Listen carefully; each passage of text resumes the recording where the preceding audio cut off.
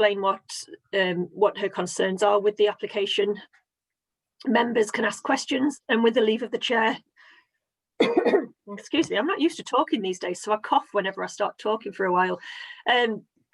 With the leave of the chair, Mr. O'Hara, you can ask Ms. Gerson any questions that you might have, and it'll then be over to you, Mr. O'Hara, to detail your application and respond to what objections have been raised.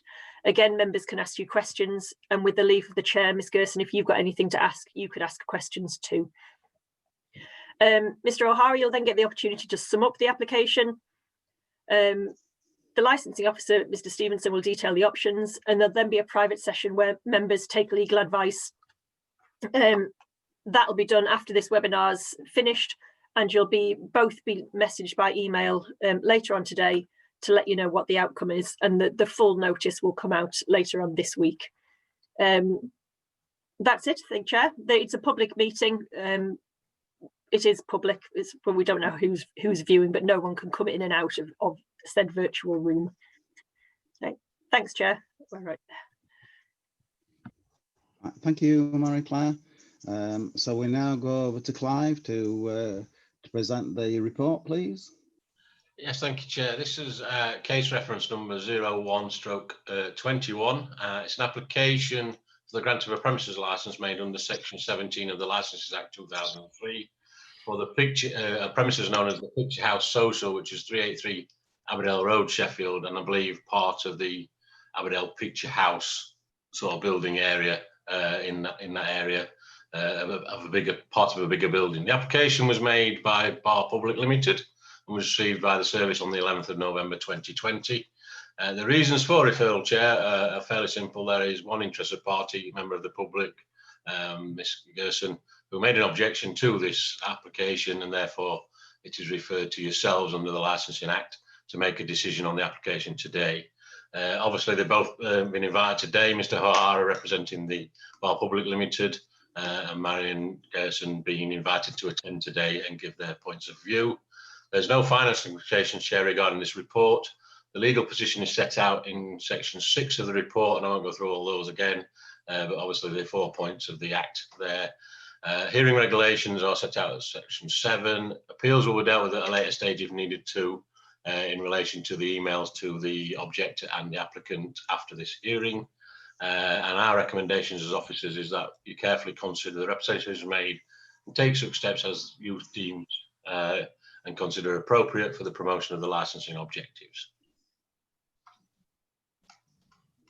Okay, thank you, Clive. So we can now ask any questions of the report. Mick, do you have any questions of the report? I suppose one really. I know the building and I know where it is, but there was mention that could you tell me what it's populated by, the rest of the building? You said it was part of, this only occupies part of the building. What is in the rest of it, please? Shall I answer that? Well, whoever, I don't mind. Yeah, it's not really relevant to this section, but okay. if you'd like to, James, yes. Okay. Yeah, we're in the basement, so you might be more familiar. We've been there about 7 years this year.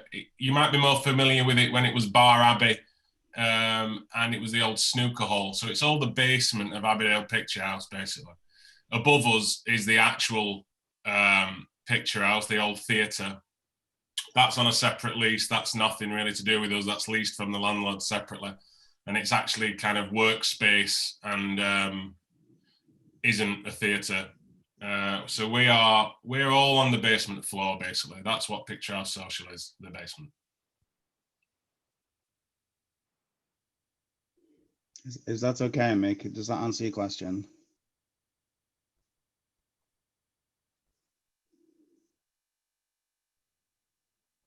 Yeah, did you nod your head? I'm sorry, I'm having trouble because I can only see you on my smartphone, so I apologise for that.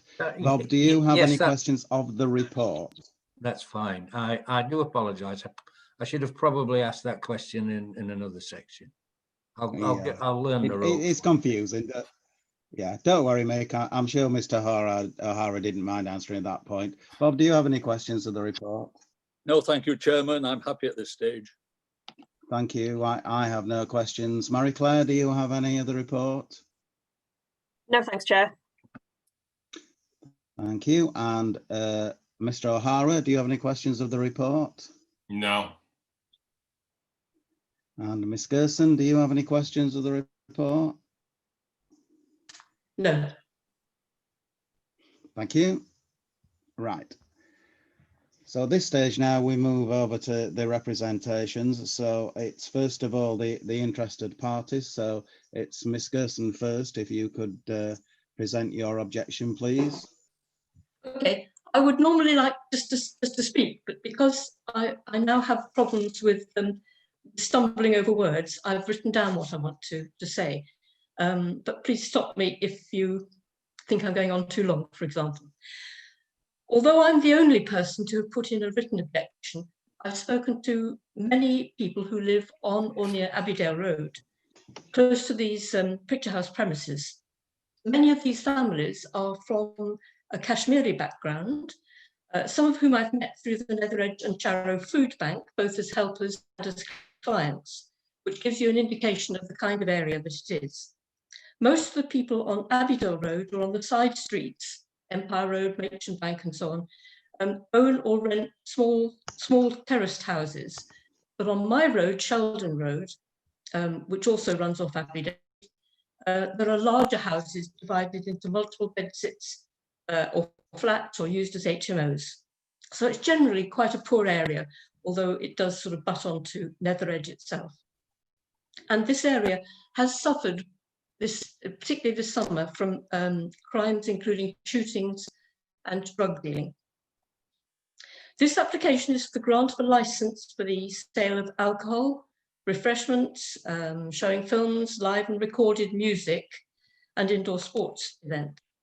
I and other people don't have any objection in principle to the grant of such a license, apart from the proposed ones. I used to live just off Ecclesall Road, and between us, we fought hard to try to keep the noise and other public nuisance from bars and restaurants along there from being too much of a problem for the local residents. But even then, there were some people with children or with jobs that meant they had to get a good night's sleep. You simply had to move away because of the noise and the disturbance from those bars and restaurants. The people who lived in that area, the people who lived in the Abbeydale Road area don't generally have the luxury of such mobility. A major issue there was the noise and disturbance caused by music, by taxis and other vehicles, and from crowds of people, especially in the summer months when people like to come outside. And in order to, noise limitation was really important in dealing with that. Having people not allowed to use outdoor spaces, although that's not an issue here, after 9:30 was important, but also closing at 11 or 11:30 to prevent the public nuisance of late night disturbance, both on the main road and on the side roads where people had parked.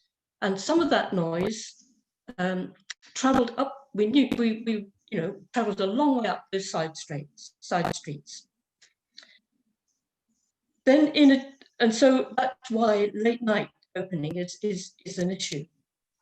In any area, the existence of a late night venue also acts as a draw for other activities of various kinds.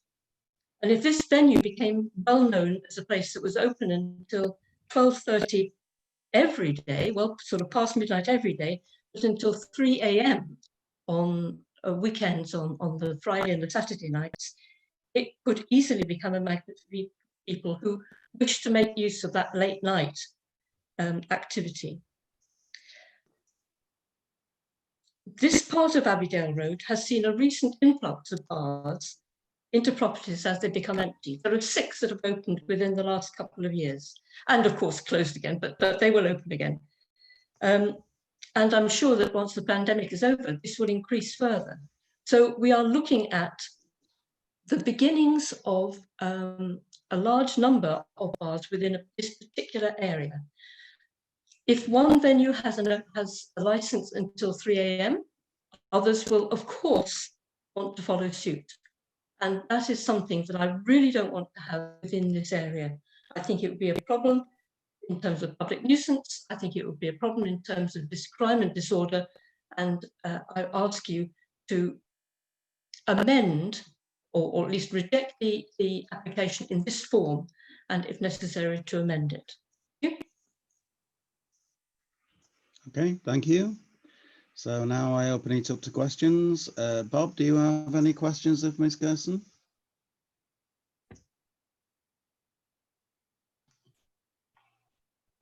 I'm sorry, we can't hear you. Can you hear me now? Yes. Thank you. I apologise. No further questions for Ms. Gerson at the moment. I do thank her for a comprehensive consultation with other local residents and other communities in particular. I hear what she says and I look forward to the discussion. Thank you, Ms. Gerson. Thank you. Mick, do you have any questions?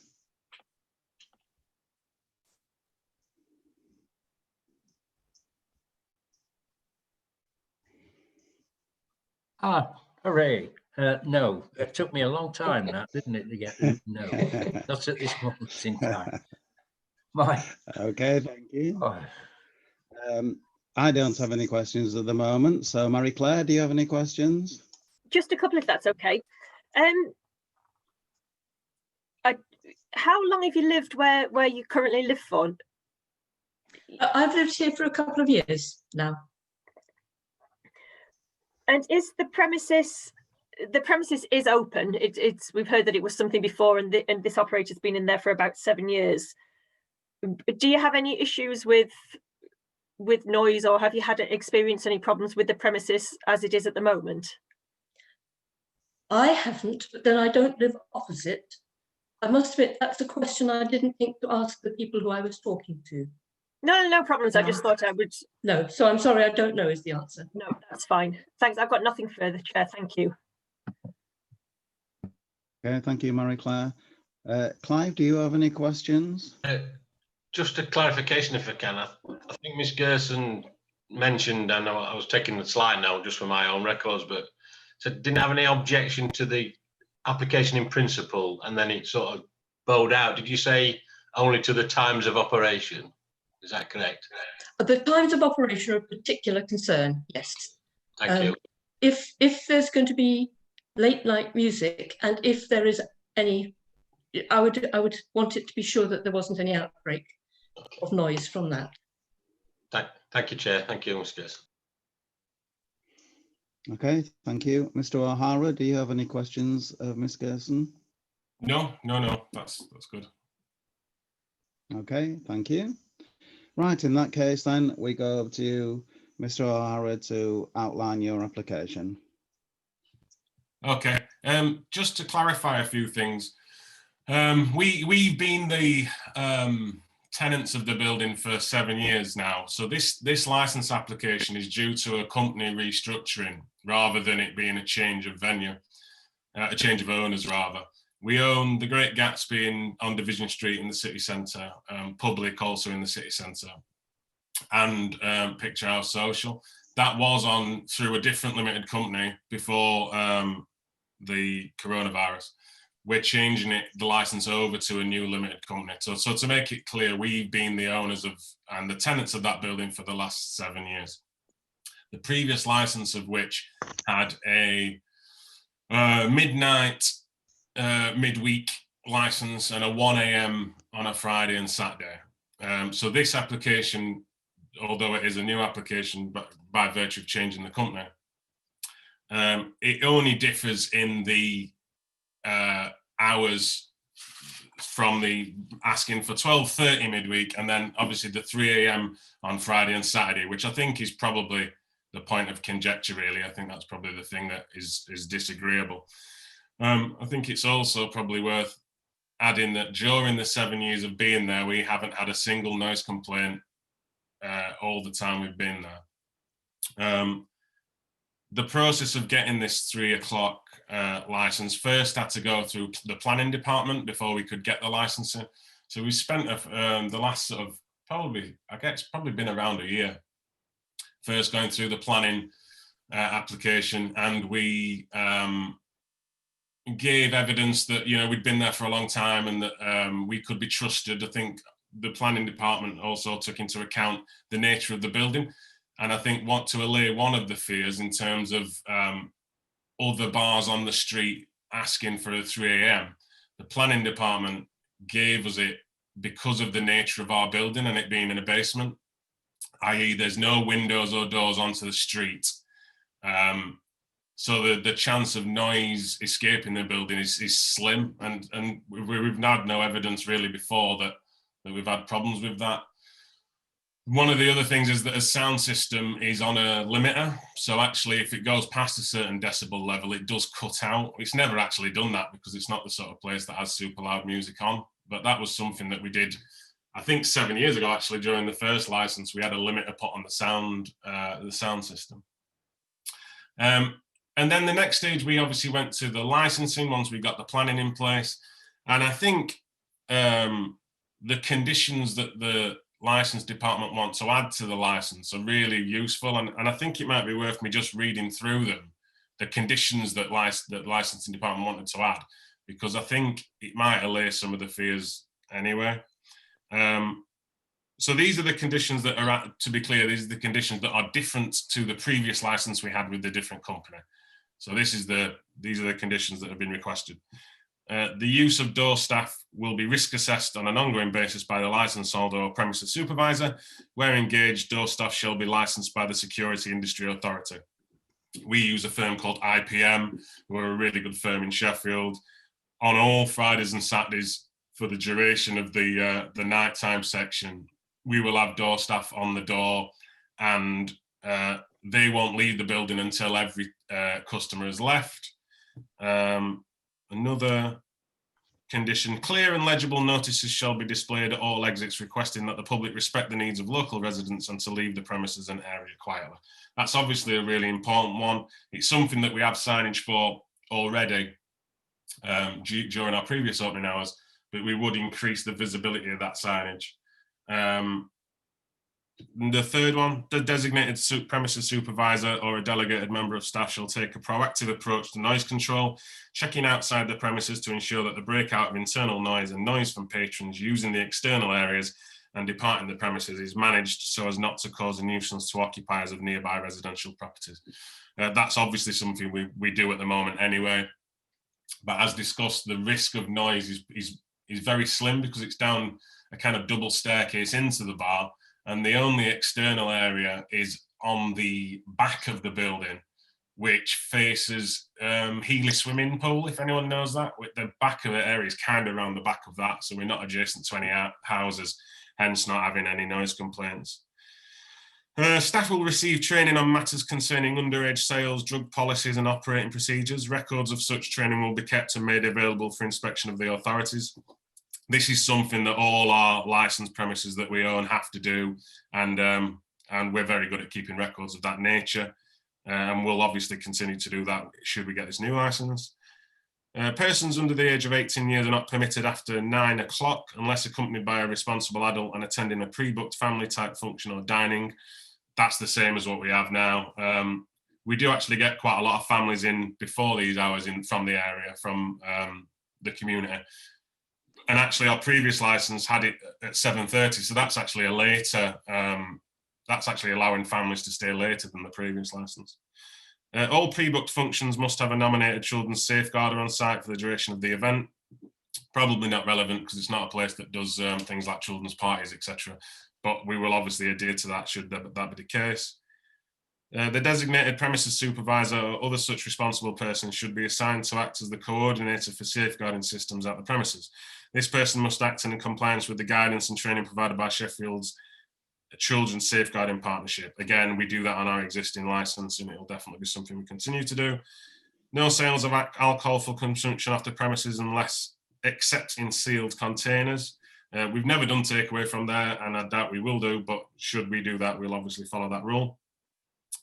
A CCTV system to the specification of South Yorkshire Police will be fitted, maintained and in use at all times whilst the premises are open, in line with specification July 2019. The CCTV images will be stored for 30 days, and the police and authorised officers of the council will be given access to images for purposes in connection with the prevention and detection of crime and disorder in line with GDPR guidance. Members of the management team will be trained in the use of the system. We actually got sent the new specification from licensing, and it has led to us having to insert some more cameras actually. And IPM, who are our door firm, also run our CCTV, and they're in there next week using this downtime of obviously another lockdown to improve the CCTV system so it adheres to that condition. That there was some work to do on that. Finally, incident and refusal book maintained, such records to be retained for at least 12 months and available for inspection on request. Again, it's something we do already, but we will obviously continue to do it with this new license. So beyond that, that's the kind of conditions that have been added to the old license. I think there's not really much else for me to say other than we have been and are a part of that community for 7 years. The general manager lives across the road on Tavistock Road. Not only are we kind of custodians of that building, but we are part of that community and have been for quite a while. And also, I think all our venues across the city, really, you would, if you were to look into them, Public and Gatsby, you'd be hard pressed to find a single complaint across the whole business, really. And that's because we are owners of responsible venues, really, and we always adhere to the rules and work collaboratively with the council and whoever else we need to in order to retain safe premises. And that's something we're really passionate about and will continue to do. Okay, thank you. Is that your presentation? In that case, I'll open it up to questions. Mick, do you have any questions?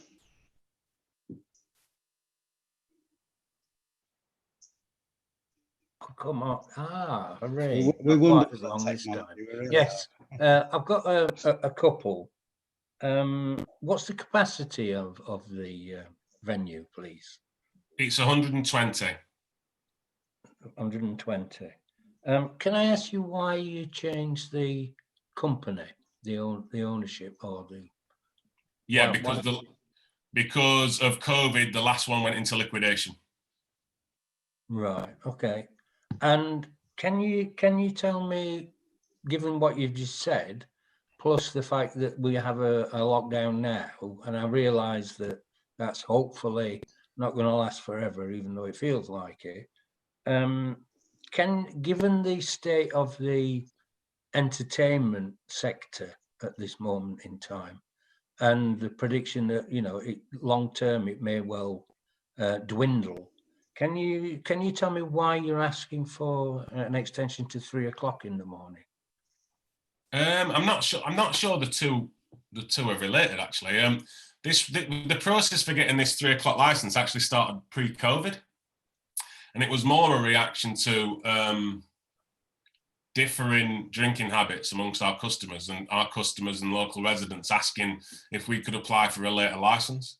Because on Fridays and Saturdays, it tended to be that we were the kind of place that people ended up and they wanted to carry on having a drink and listening to music a little bit later than they could do. So actually it was in response to that. I think in terms of responding to COVID, I think it's probably fairly clear that every little thing will help businesses to survive. And I think having this later license, and if dealt with responsibly from our point of view, those extra hours could really help this company survive. I think the same is true for our city centre venues. They've already got a later license, being city centre venues. And we've found that over the years, the later hours are actually the busiest hours. That's just a change in drinking habits, really. So, yeah, I mean, at the moment, across all the companies, including the cafes we own, we've got kind of 80 people on furlough, have had to make 5 redundancies. So, yeah, there is an element that some flexibility in things like licensing hours will certainly help the hospitality sector bounce back. I think that's probably fair to say. I've just got one last question, if I can. What's the sort of average age of your customers? If there is one? It's quite varied, but I would suggest it's probably around late 20s to late 30s is probably around what it is. It's not a very kind of it's quite a grown. grown-up kind of cocktail bar, nice kind of craft ale, pizza parlor in the rear. And actually after school and in weekend daytimes, it's really popular with local families. We get a lot of kind of young parents and young professionals, which I think is probably the same for the majority of Abbeydale Road, actually. I think you'd probably see a similar clientele in the Broadfield and Dead Donkey Bar and a few of the other places. It seems to be somewhere where young professionals and young families gravitate to because they don't want to go out in town, basically. Okay, thank you very much. Right, thank you, Mick. So, Bob, do you have any questions, Mr. O'Hara? At this stage, Chair, yes, just a couple. Mr. O'Hara, may we call you James? Of course, yeah. Right. Thank you, James. Thanks for that full report. Very open, very honest. I would welcome a comment from you. I went down to the site this lunchtime. Miss Gerson actually interrupted a conversation I was having with another local licensed person to get the general overview. We know your premises. My wife and I have come down there for live music in the past. Fine, all that you say about its the nature of its insulation, its underground, etc. Noise pollution is not an issue. One thing did concern me. And this was in part raised by another licensed retailer in the area. Your premises are, in fact, commenting on what Ms. Gerson said earlier and the number of licensed premises in that area. The Abbeydale Cinema is, in fact, the 9th. It's the 9th alcohol-related outlet from the Broadfield pub to the Abbeydale Cinema, which is all of 200 yards, I would imagine. And the build-up of alcohol outlets there, I have expressed concern about myself in the past. Today, one of the licensed retailers commented, well, it's good to have a corridor of alcohol-related businesses, isn't it? Well, that depends where you're coming from. So I'd welcome your comment, particularly on the fact that of the other 8 retail outlets, alcohol retail outlets along there, some closing at 11 o'clock at night, some at 9 o'clock at night, a couple letting overflow go at 5 o'clock at night. I would ask the question, in view of, did you say the capacity is 150? 120. 120, thank you. I'm giving you more earning capacity than you actually claim. I'll take it if you can. Well, if I can provide it, I'm sure you will. We've 2 businesses closed down that are teetering on the edge at the moment, so I fully understand where you're coming from.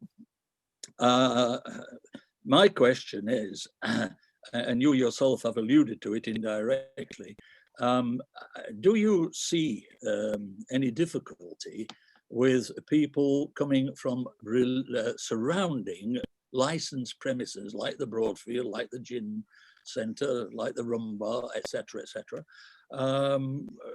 coming from those venues at 11 o'clock or whatever time they finish, and coming into your venue? You could be faced with a fair old gathering of numbers after 11 o'clock at night. And I wonder how you will react to that. I think we already are. I think the previous license that went to 1 AM on Friday and Saturday, you already saw that gravity of the street moving to our venue at around 11. I think you will see, we used to see on a Friday and Saturday that, around 11, I think, in fact, I got some evidence that 11 till midnight was actually our busiest trading hours. I would expect the week. Yeah. What I would say is, though, we manage that very well. The door staff manage that very well. And if anything, I think that shows that we've already handled that influx of people from other surrounding venues.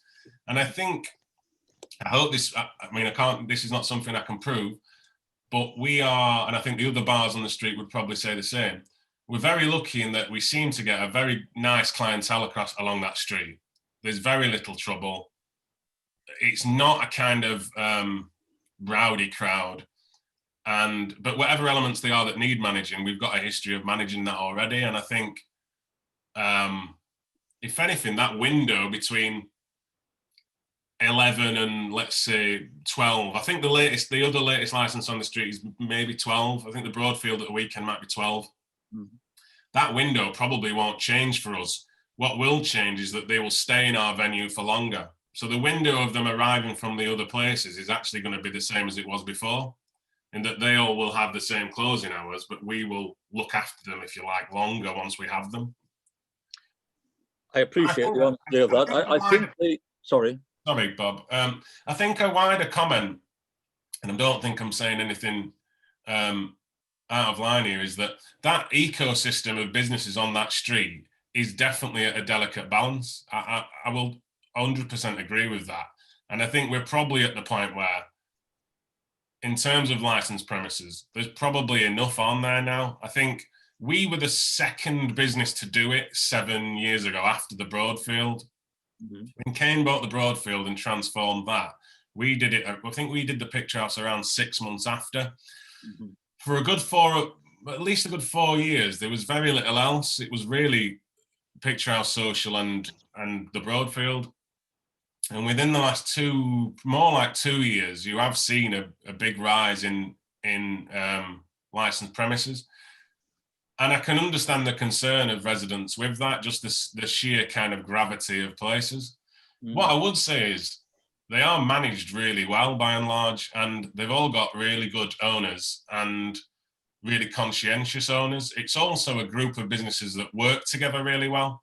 So the Aberdale licensed businesses regularly meet up. We usually swap venues each month and get together around any issues we've had, any collaborative things we can do together. Mm. And actually, it seems that there's a really good community along that street, not just the licensed businesses, the cafes like Forge Cafe and Bragazzis. There is an awareness that there's a delicate ecosystem on that street that needs to be managed.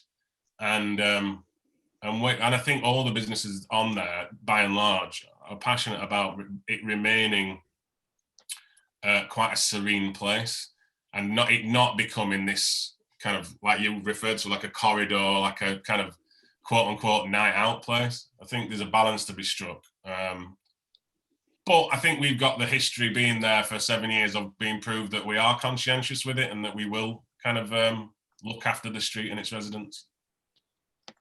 Well, I thank you for those comments. I know that your other bars have a reputation, enjoy a reputation for being extremely well run.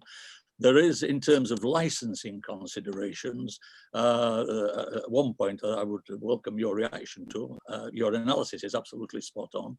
I think it's possibly potentially defective in one element, and that is that if the Aberdale public bar, there is no question of any kind of membership, is there, in that? There's no control through a membership requirement or anything else. Funny you should say that. The old license before we took it on was a D4 license. That's why I'm asking. It was a membership license. We changed it from a D4 to an A4. So no, there isn't now, but there was when it was a snooker club. Well, there was on the earlier occasions for jazz concerts. There was a membership requirement. I'm a former member of that, and that was at the back of my mind in posing the question, because what I can see, and I'm sure you're fully aware of it with your vast experience across the city, your other venues are in what is designated or accepted as permissive areas for nighttime entertainment. This new corridor, the Aberdale Road corridor, is without that area, and de facto, people who think there's the state, this is not a precedent. Anything that is done is de facto a precedent. And I think as an authority, as a licensing body, there needs to be an awareness that we are establishing a precedent here. We're establishing a positive attraction for alcohol-related activities. And the small defect that I see in your own analysis is perfectly correct across the board, and I respect it totally. With a capacity of 120 and a license that runs till 3 a.m., the door staff will be absolutely efficient between 10 o'clock and midnight at managing a wave of new interested parties. But once the information gets out that you're actually open until 3 a.m., you might very well get a transient visiting population after the hours of 1 o'clock, between 1 and 3. You'd expect it. It's a good business pitch. My question is, on the bottom line, since you've already said, that your major increase in business turnover is up to midnight, and your previous license was 12:30, I would pose the question, is there any merit in considering a license which runs to 1 a.m.? Sorry, the previous license was 1 a.m. Sorry, 1 a.m. I thought you said 12. Midnight, midweek, and 1 a.m. on Friday and Saturday. Weekends, right? Yeah. I mean, the reason why we applied, obviously, the reason why we applied for a later license is to stretch out that period of making money at those hours and kind of reflecting a change in drinking habits. So whilst I do appreciate the concerns, the reasons we applied for it haven't really changed in terms of wanting to service the area with a later bar that people can go to, and obviously that will impact the business and hopefully keep us our heads above water. Yep. But you do appreciate the point that the precedent that's being set here is a very late opening hours in a non-permissive night entertainment area. I do to an extent. I think what we had to go through with planning, in terms of putting our case forward with planning, would be a pretty big barrier to anyone else getting it. I think the only reason we got it was that there was no front door and no windows onto the street. I think every other bar on the street is essentially, it's either an ex-shop unit or it's a pub unit. So therefore the door goes straight out on the street and the windows are straight onto the street. So the risk of noise is much greater.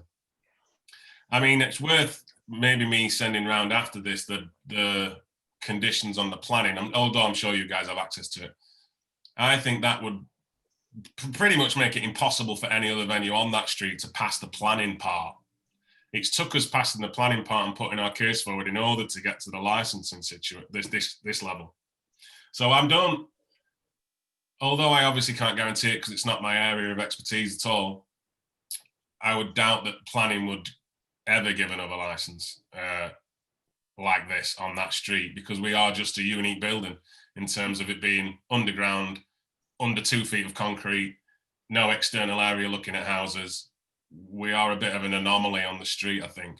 Yeah. What's also worth maybe adding is that 200-ish yards down the road is Hagler's Corner, which has a late license as well. So it isn't the first in the area, it isn't the precedent in the area that it might first appear, in that there is a 4 a.m. license, I think, at Hagler's Corner, which is on Queen's Road. Queen's Road.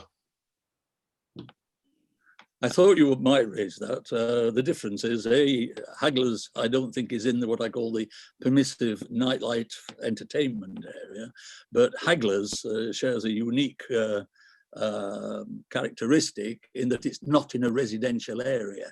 It's in a very commercial area. The closest thing is the school, the special school, the social centre on Queen's Road. You are essentially in a residential area. Yeah. Anyway, I'll stop there. I don't usually hog the question time, but I thank you for what you said, and I will leave you with the thought that once you are established with a reputation for being open until 3 a.m., were that to be the permitted outcome, that you might anticipate an increase in traffic in the later 2 hours. When competing facilities, even in the city centre, are largely closed down. But I can say I'm dealing with a very sensitive person, experienced businessman, and you know that you'd have to take these considerations on board very seriously if the license were granted as applied for today. Thank you for your time. Much appreciated. Thank you. Appreciate that. Thank you. Thank you.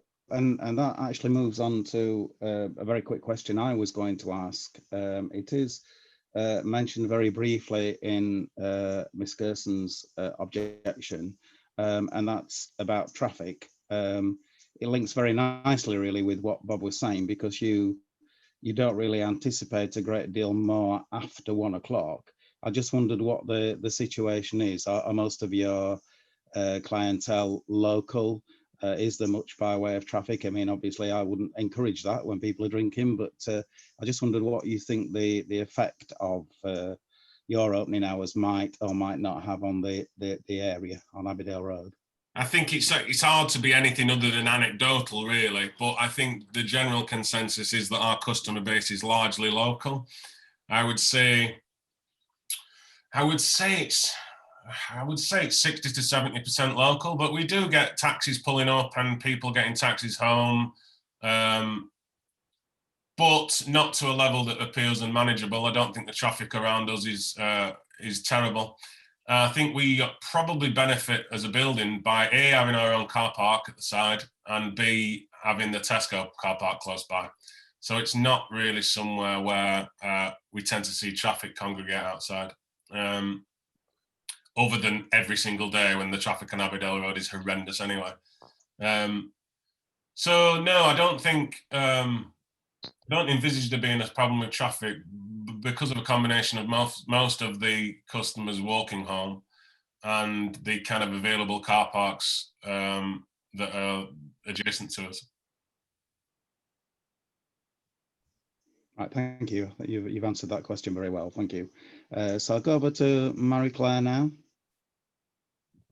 No questions, thanks, Chair. Okay, thank you. Clive, do you have any questions? Just a clarification for myself, James, if I can. On the plan that was submitted, or is in the report anyway, which it doesn't explain where the door entrance is, because I know that Bar Abbey used to be from the front, which is Abbeydale Road, and obviously the snooker club's down the side of the car park. So on, I don't know if you can see it on the plan, I don't know where Abbeydale Road is to the plan. So I'm not looking at the plan, so it's a little bit difficult for me. Basically, not the snooker entrance. Right. We use the other one, the Abbeydale Road one. So if you look on the plan, you'll probably see that the largest room is what was the snooker hall. Yeah. And there's an entrance up a flight of stairs. Got you, yeah. We use the other one. Got you. Well, that's probably it's worth me clarifying. I should have said this. We used to use the ex-snooker hall on the previous for live music, which obviously has its implications with noise. Again, we've never had any complaints. We've always managed it very well. But it's probably worth saying that we are actually getting rid of the live music element and turning that into a games room. So that will actually be less intrusive from a noise point of view, and that we're actually going to put pool tables and ping pong tables and various other things.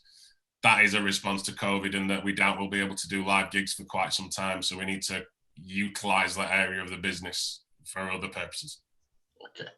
That covered part of my second question anyway, James, because you went about the demographic of your customers, which is late 20s, late 30s sort of area, and young professionals living in the area.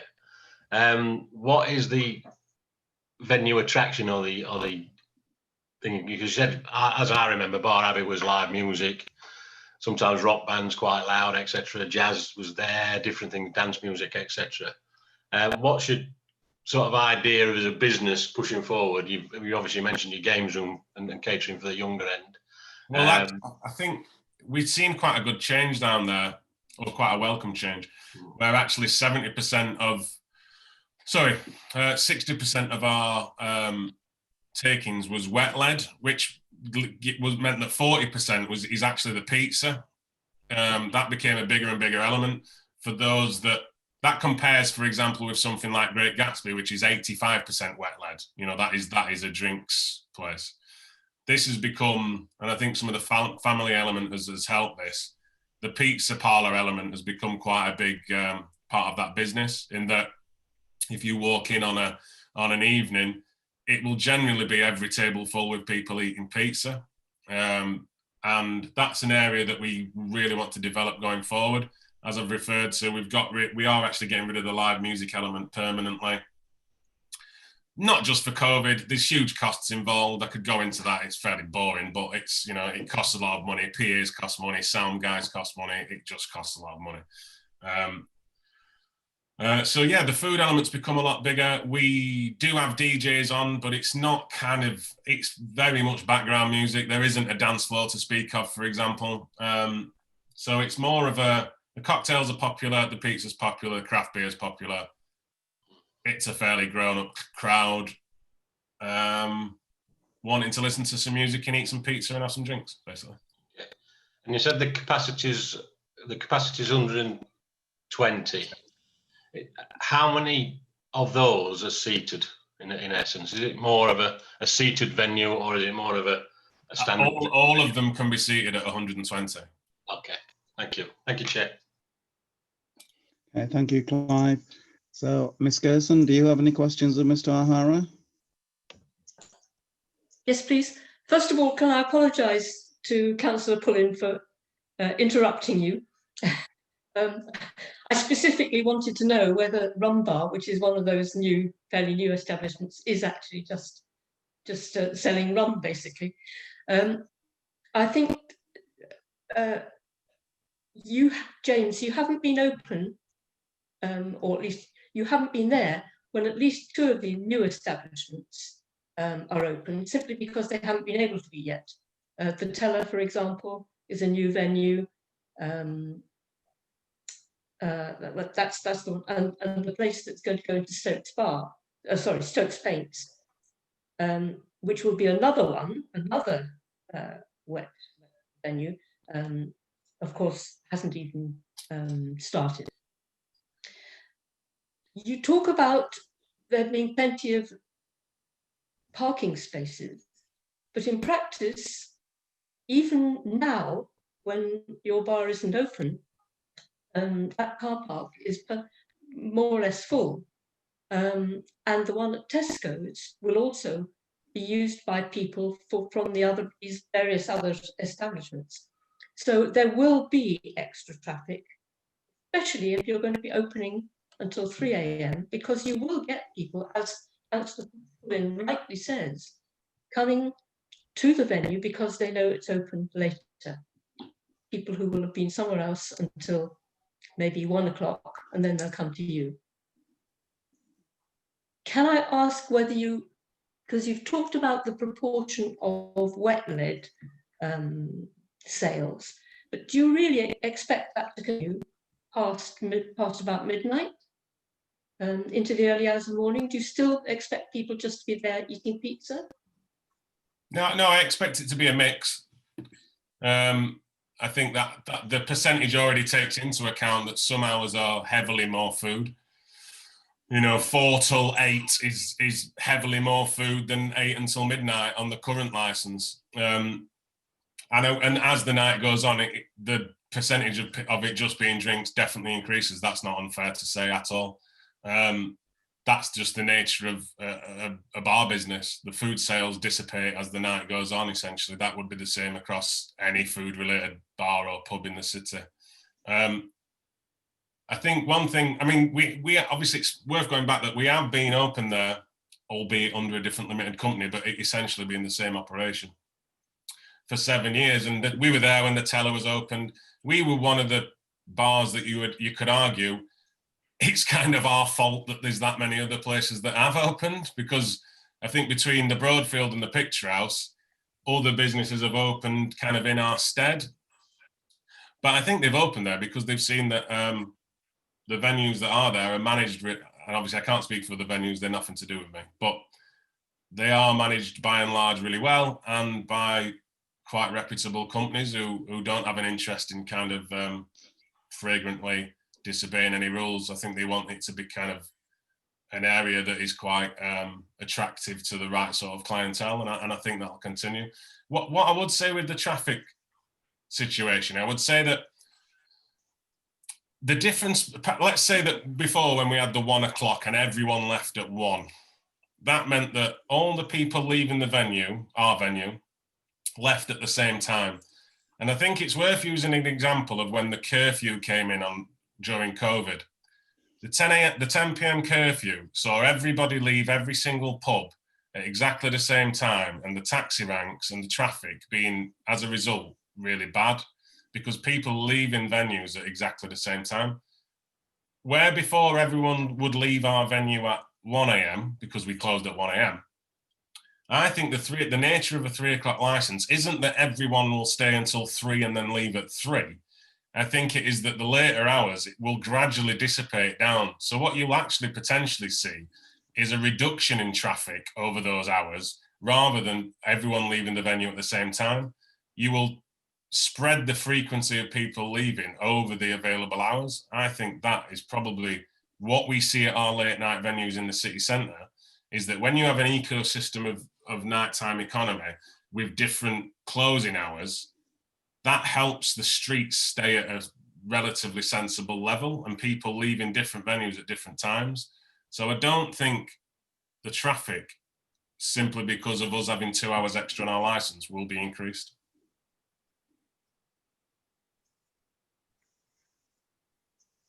Okay, thank you. Do you have any more questions, Ms. Gerson? No. Okay, thank you. Right, in that case, at this point, we go over to Mr. O'Hara to sum up if you wish, but I always say to people, this is just an opportunity. If you think there's anything, you don't have to say anything extra, but if you wish to sum up, please do. No, I think we've covered everything I wanted to cover. We are, members of that community, and I really appreciate Marion's complaints, and want to say that, we think we can be trusted to manage this properly, but at the same time, I appreciate your complaints as a resident and as part of that community, because fundamentally we're part of that community as well. So, and thanks for everyone else's attendance, and I think I've covered everything I wanted to cover. So thanks a lot.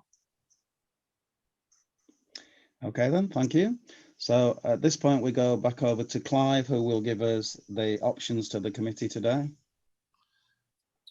Yes, thank you, Chair. The options are at section 10 of the report. These for you today are to grant the licence in the terms requested as per application, to grant the licence with added conditions that you may issue today, or you could reject whole or part of the application or amend part of the application as well, Chair. Right, thank you, Clive. That then concludes the meeting for this afternoon. We now go into a private session to discuss our decision, which we will let you know as soon as possible. So thank you very much for attending this meeting this afternoon and making your very useful additions, as you did, both Mr. Haar and Ms. Gerson. Thank you. Thank you.